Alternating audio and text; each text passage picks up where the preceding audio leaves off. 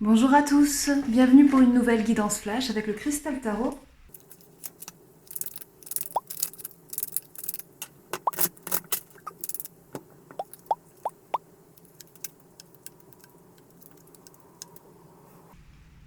Bien. Alors on est sur une étape importante en termes de développement personnel. On va chercher l'équilibre, on va chercher une stabilité et on va chercher à se sécuriser également. On peut voir à travers ce tirage qu'il y a, bon alors déjà il y a deux valets ici, donc il y a une énergie de nouveauté associée à l'as d'épée. L'as d'épée qui nous parle d'une nouvelle impulsion mentale, d'une inspiration, d'un élan intérieur, de nouvelles idées également. Et c'est cette impulsion-là qui va vous mener les personnes à qui ce tirage parlera vers une attitude tout à fait nouvelle. Ici, donc, on est face à un apprentissage, et c'est notamment un apprentissage sur le plan des émotions, avec le valet de coupe, qui est le grand hypersensible du tarot. C'est un personnage qui a tendance à être... qui a du mal à maîtriser ses émotions, tant dans le côté positif que dans le côté négatif. C'est un personnage qui est sujet au débordement, parce que très jeune, parce que manquant de maturité. Et donc là, je le ressens vraiment comme la carte de l'hypersensibilité, hein, et donc comme l'apprentissage à faire à ce niveau-là. Soit dit en passant, on a ici le crabe qui m'évoque le signe du cancer, qui à mon sens est l'un des signes, si ce n'est le signe le plus hypersensible du zodiaque, en tout cas dans mes perceptions à moi. Le cancer qui est sujet justement à ces formes de débordement émotionnel. Donc on a un petit peu tout ça, et si vous êtes cancer, ou si vous avez du cancer dans votre signe, ça peut être cet aspect-là, dans votre thème, pardon, ça peut être cet aspect-là qui va se manifester. On est sur un travail progressif vers une guérison. On peut voir dans le fond de ce 3 de bâton le caducée, qui est présent en arrière-plan, hein. Donc on avance vers la guérison d'angoisse avec le 9 d'épée, et vers une stabilisation de cet état, on reprend la maîtrise aussi de ses forces intérieures à travers le 4 de bâton. Dans le Cristal Tarot, j'aime beaucoup parce qu'on a le lion de la force, et puis on a ce 4 de bâton avec des... Je sais pas si vous le voyez très bien, mais au cœur du carré, là, il y a des épis de blé. Donc la richesse qui se développe à l'intérieur de soi, la richesse qui se développe dans un cadre sécurisé, et puis ce lion qui vient nous rappeler que dans cette stabilité sécure, on a la possibilité aussi de recouvrer ses forces. Voilà, donc on commence par une hypersensibilité, mais qu'on va apprendre petit à petit à maîtriser. C'est un cheminement qui est assez long. Je guette mon dos de deck, très très joli, entre la mort et le jugement, c'est très beau, une belle célébration. On a encore la lune, les conflits.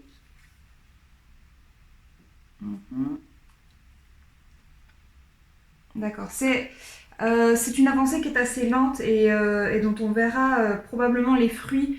Alors soit vous avez déjà parcouru ce chemin et vous êtes sur le point d'accéder à cette guérison émotionnelle, soit vous entamez ce chemin, ou en tout cas vous êtes en cours de route. On vous dit que ça va finir par aller mieux, en tout cas là dans la phase qui s'amorce actuellement, dans les temps prochains, vous allez arriver à stabiliser les choses. On a 2-4 qui parlent de stabilisation, mais dans un premier temps ça peut être une stabilisation qui va intervenir par beaucoup de mental. Alors pas dans le sens négatif du terme pour le coup, puisque le mental, son rôle, c'est quand même de nous protéger, c'est quand même de nous mettre en sécurité, d'exploiter nos expériences passées négatives pour arriver à nous mettre en sécurité. Et là, pour le coup, je sens qu'il y a une action plutôt positive du mental qui va venir un petit peu recadrer vos réactions et vous rendre beaucoup plus froid ou froide, mais pas dans un sens négatif, c'est-à-dire beaucoup plus pragmatique, beaucoup plus réfléchi, moins vulnérable, moins soumis aux tempêtes intérieures que peuvent représenter les émotions quelquefois. Là, pour le coup, on sent qu'on va vers quelque chose de beaucoup plus, je dirais, neutre en termes d'émotion, quelque chose de plus...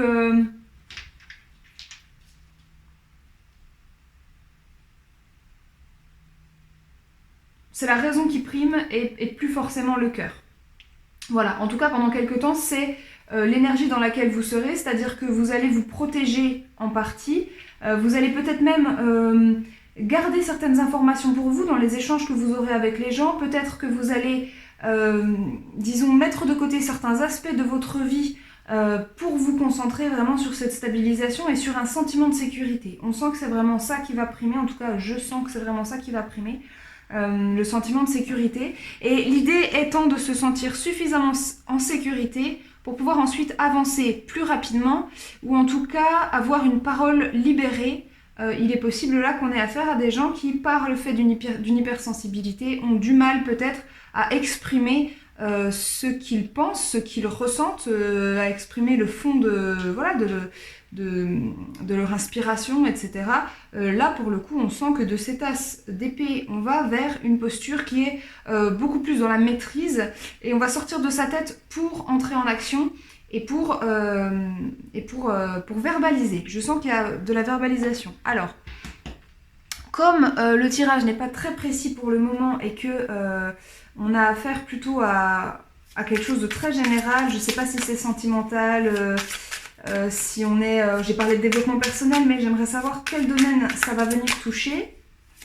Donc, je vais retirer quelques cartes pour éclaircir tout ça. D'accord. Ok. On serait plutôt du côté du domaine sentimental, a priori. Donc, l'idée de... Alors, je vais essayer de doubler celle-ci. Hop. Oui. D'accord. L'idée d'aller vers un épanouissement et une stabilité au niveau sentimental, que ce soit avec quelqu'un ou seul, parce que quelquefois, le célibat, c'est très bien aussi. On peut avoir actuellement une hypersensibilité qui est due à un sentiment de manque. Peut-être qu'on a des célibataires qui sont frustrés de ce célibat, peut-être qu'on a des personnes qui sont un peu dans la dépendance affective et qui vont avoir tendance à beaucoup ressentir le manque de leur autre. Là, on va quand même vers beaucoup plus d'épanouissement émotionnel et vers une guérison, une très très jolie guérison. Ouh là là là là là là. Ah oui, c'est magnifique. Très très jolie guérison à l'horizon. Donc si actuellement vous vous sentez du point de vue des amours, du point de vue du sentimental, vraiment, j'aurais pas tendance à dire que c'est amical là pour le coup avec un cavalier de coupe.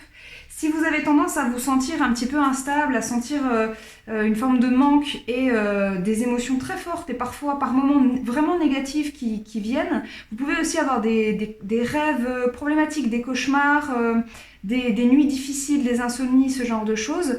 Les choses vont aller vers du mieux et vous allez apprendre à vous protéger de ces émotions-là.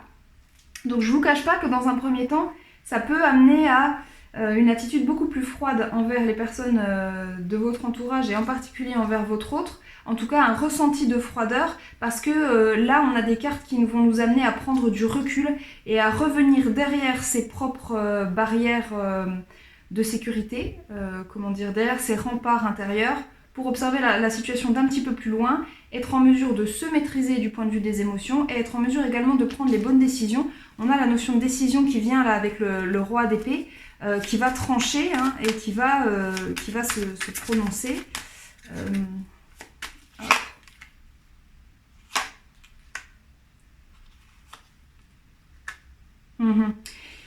Il pourrait même être question pour certains d'entre vous de rompre, de rupture amoureuse ou d'un éloignement qui peut être mal vécu par la personne en face, mais ce qu'on me dit, c'est que c'est pour le mieux. C'est pour le mieux. Là, on a le temps d'un changement. On a de nouveau le roi de bâton ici. Ouais. Ouais, c'est très joli.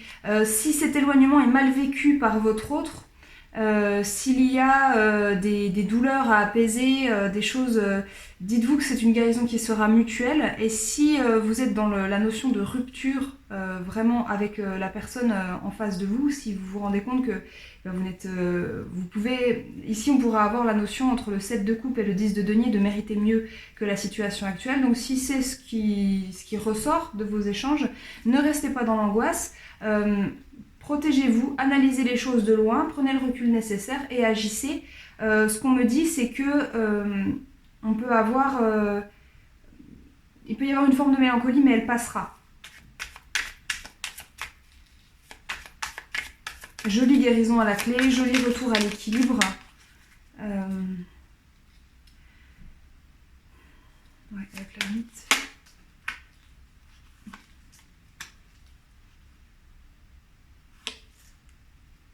Ouh, bah dis donc, c'est puissant. Hein. Alors là, on a la fin de souffrance pour la reine de coupe. Attendez voir. Parce que là, j'ai le roi de coupe et la reine de coupe. Avec un beau partage. Les amoureux, l'étoile. Ouais. Je suis pas sûre que ce soit des ruptures définitives. Hein, je vous le dis, il me semble qu'on est plus dans le cas